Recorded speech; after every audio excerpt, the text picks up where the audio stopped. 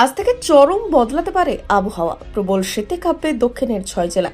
উত্তরে ঠান্ডা তো দক্ষিণে ফিকে শীতের আমেজ। অবশেষে বাংলায় জমিয়ে শীত পড়ছে। উত্তর পশ্চিম কোণে ঠান্ডা হাওয়া ঢুকতে আর বাধা নেই। আজ থেকেই রাতের তাপমাত্রা কমা শুরু হবে, আর শুরু হবে শীতের দ্বিতীয় স্পেল। আগামী 1 থেকে 2 দিনের মধ্যে হাড় কাঁপানো ঠান্ডা পড়বে দক্ষিণের জেলাগুলিতে। চলতি সপ্তাহে গোটা রাজ্যের তাপমাত্রায় বেশ কিছুটা কমতে পারে, এমনটাই পূর্বাভাস দিয়েছে আলিপুর আবহাওয়া দপ্তর। গোটা রাজ্য জুড়েই আগামী কয়েক ঘন্টায় হুড়মুড়িয়ে কমতে চলেছে তাপমাত্রা। 2 থেকে 4 ডিগ্রি সেলসিয়াস পর্যন্ত তাপমাত্রা কমতে পারে দক্ষিণের জেলাগুলিতে। হাওয়া অফিসের পূর্বাভাস, রাতে তাপমাত্রা ধীরে ধীরে কমতে শুরু করবে। আগামী 3 দিনে দক্ষিণবঙ্গে 12 ডিগ্রি সেলসিয়াসের ঘরে তাপমাত্রা নেমে যেতে পারে। পশ্চিমের জেলাগুলিতে 10 ডিগ্রির নিচে তাপমাত্রা নামার সম্ভাবনা।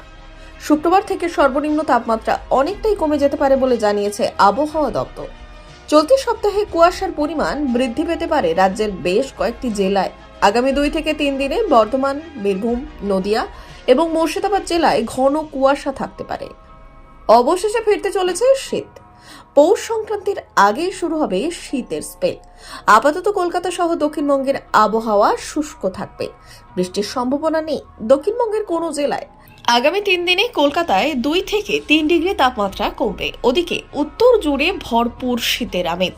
আলিপুর হাওয়া অফিসের পূর্বাভাস, চলতি সপ্তাহে উত্তরবঙ্গের জেলাগুলিতে আরও কমবে তাপমাত্রা। দার্জিলিংয়ে বৃষ্টি হতে পারে, সিকিমেও বৃষ্টির সম্ভাবনা, হতে পারে তুষারপাতও।